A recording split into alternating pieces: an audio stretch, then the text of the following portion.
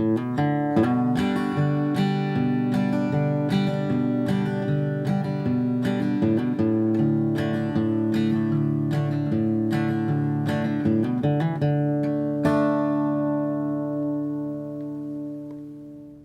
and welcome to On Call with the Prairie Doc After Hours. We had many great questions submitted beyond what we could answer during the broadcast portion of our show, so let's finish this up and answer all the questions. It was too much fun to get to all of these questions. A woman from Rapid City asked, are the doctors advocates for older people to take their blood pressure daily?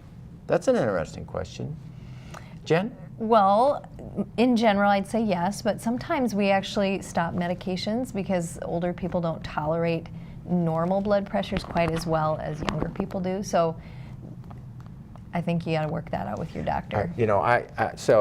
I look at the nursing home, my nursing home patients, and I will look at the last 15 blood pressures, and they will be, the top number is the number that I look at, and they'll be from 110 to 180.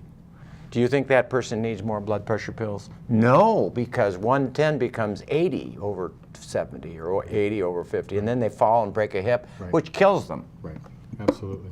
So I think you have to be very careful about monitoring blood pressure too much. You agree? You agree? Yes. Travis on Facebook said, I read that patients who had ICU stays had a higher incidence of dementia. What do you think about that? Yeah, it's absolutely true, and it's a real problem in the ICU. And here's the numbers. This is unbelievable, 1/2 of patients who are discharged from the ICU are discharged with some degree of cognitive disorder that they did not have before they came into the ICU. Because the blood pressure went too low? Maybe because the blood pressure went too low, maybe because of the medications, maybe because they were really septic, maybe because they had a heart attack and they didn't perfuse their brain, maybe because they got too many benzodiazepines in the ICU, maybe because they lost their day-night cycle and they just went into this animated place for 3 or 4 days where they had nightmares and all the rest of it.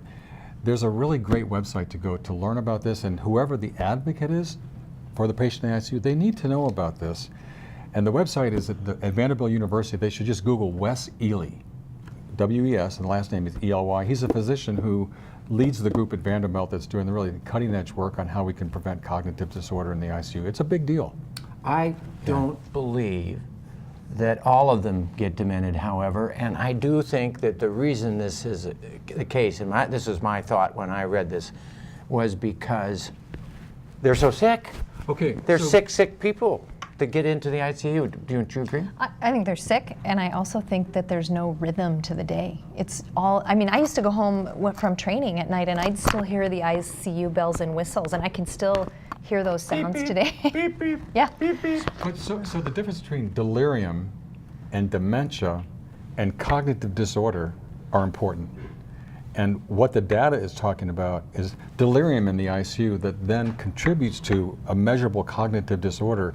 So 1/2 of people who get out of the ICU 6 months later have measurable cognitive disorder that they didn't have before they went in the ICU. And of those 50%, 1/3 get better, 1/3 can improve with a lot of intervention and care, and 1/3 do not get better at all in the ICU. And a percentage of people who go to the ICU die. I mean, there's a percentage. I bet you can that percentage Depends is... on the disease that brought on their ICU bed. Yeah, there it is. Yeah. What's the most difficult aspect of each of your jobs, Jen? All of the insurance company stuff.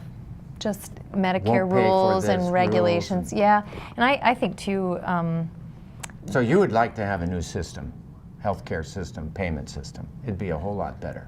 well, I'd sure like to have a system where we could focus really on the patients and where the physicians have the ability to use our judgment. You know, what insurance companies have done is use guidelines. And so they've taken all of these protocols that we've made to treat patients and now use them to say, well, this person should or shouldn't be in the hospital. And so that's... I'm not going to pay for it. Yeah. Yeah. Okay. Any comment? The most difficult part of my job is also the best part of my job, and that is the complexity of people who are in the ICU. I mean, it's really like, you know, 3-dimensional chess and keeping all the moving parts together. It really is. That's, you know, it's just, you're drinking out of a fire hose all day long, every day.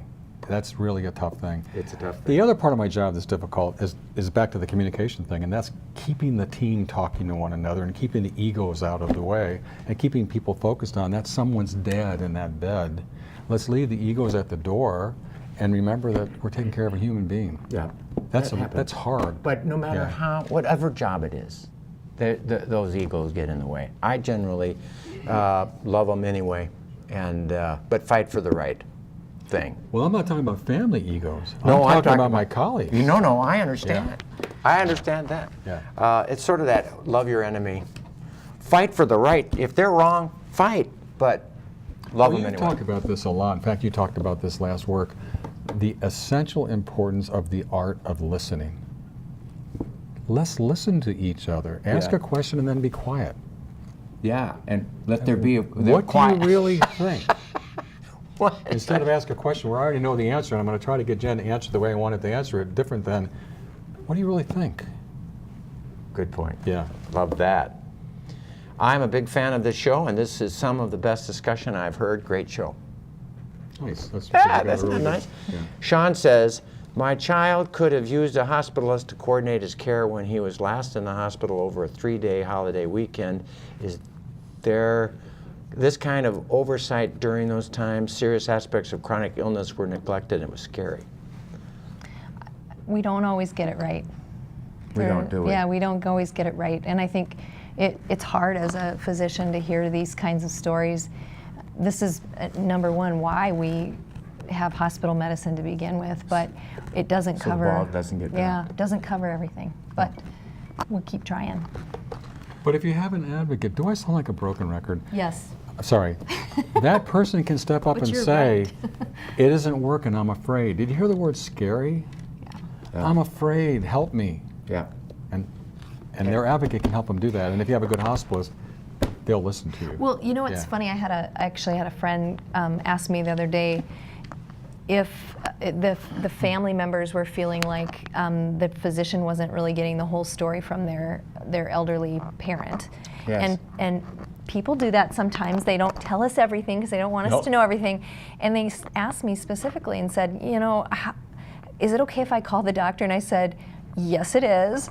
We always want to know what the real story is because we know that patients can do that sometimes. So in that case, it's definitely be an advocate. Yes.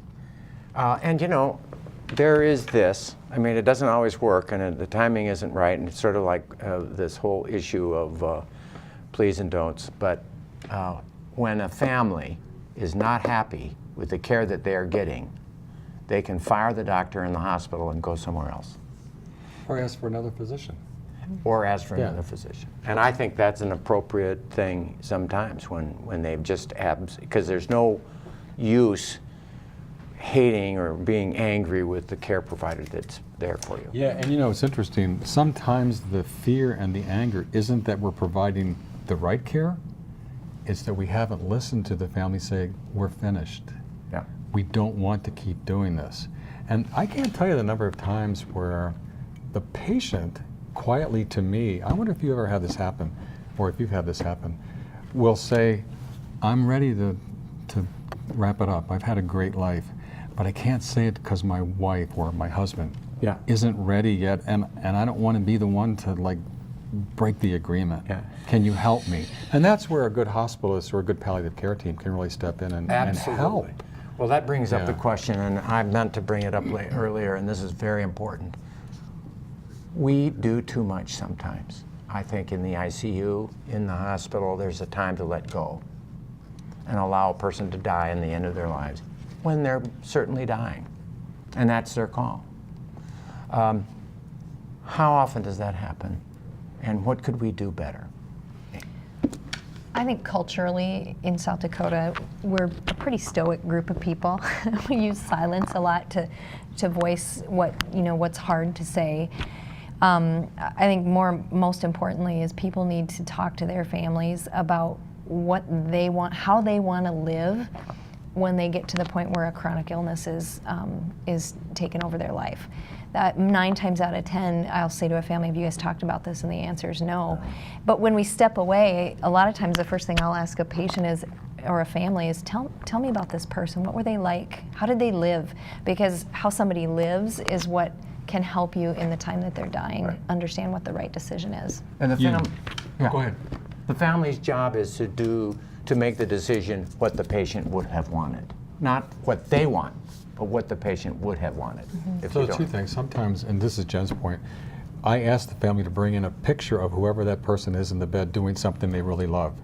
And we put it up over the head of the bed so we remember that's who that person is in that bed. It helps a lot. Yeah, that's a great idea. I love Yeah, that. and not a little picture like the little one on the corner that's by the windowsill. I mean a big picture that gets put up. It changes the whole, and the family says, you know what, they're paying attention here. So, but here's the other thing that I've learned, and I actually say this to families. I wonder what you both do about this. When I was in med school, I actually was taught to not tell families what I thought. That we were supposed to listen and try to draw out and help them make. And it took me a while till I finally figured out families absolutely They want to know what I you. think. They want your advice on that. Absolutely want to know. So it's our responsibility. You talk about a sacred trust to, number one, know your science, so you can provide good information based on good science. And the other half of our profession, which is to be a healer and know how to listen. So I listen to families, and then I end up saying, we've done this kind of stuff together actually, and I end up saying to the family, all right, here's what I'd like to do, if it'll be helpful to you. I want to tell you what I think the best science is. I actually use these exact words. And then I want to tell you what I would do with this for my dad. You think that will be useful to you? Every time the family says, absolutely, thank God, yeah, what do you think? Exactly right. Yeah, I've and that's said part that of in our my- job. Yes. You know what, it's not part of our job. It's part of our vocation. Yeah. So, We have one last question. That was so important. I'm so glad we went there. A woman from Olivet asks, where's Olivet? It's in Minnesota. Is that in Minnesota? Must be, yeah. What would be the symptoms if you are having an allergic reaction to basement mold? Is there a test to determine its presence? Well, you might get wheezy and you might start sneezing, and that might happen every time you go to your basement. Yeah. You can go get allergy tested, but Yeah. the other piece would be to go stay in a house where you don't think there is mold and see if you how feel do. better. Yeah. yeah, and you know what happens a lot, you know this. A person goes on vacation, Feel better. and they begin to feel great. And every day they're away, they feel better and better, and then they go home and they feel crummy again. But it may not be mold. And you know what Right. the allergists tell me? We've made this big fuss about black mold. It's really not that big of a deal. But for some people it is. And there's allergies that might well be that it's your pillow. I mean, I think, people sleep with the same pillow for 5 years, They do. Right. And, I mean, I've done that. Right. It's time. Right. You should either get rid of buy a new pillow once every. But the take home is, if you're feeling those symptoms, there are ways to help. Yeah. Don't resign yourself and give up. This is the way it's always going to be for the rest of my life. It doesn't All right. have to be that way. So, any take-home comment that you want to make? Dare I say, get an advocate? You said that. I did. Talk to your family about your Advanced directive. advance directive. I would say Thanksgiving dinner, go around the room. If you don't remember who your family members are and it's not going to change, do you want a feeding tube, yes or no? One question. Do you want a Before you feeding have turkey and mashed potatoes. Before you have the turkey and mashed potatoes. Oh, and get your flu shot. I got mine. And get your flu shot. And get I your got flu mine shot. 2 days Yeah, ago. true. Thank you for joining us on our Facebook page. We appreciate all your questions and the opportunity to answer them. So until next time, from all of us at On Call with the Prairie Doc, stay healthy out there, people.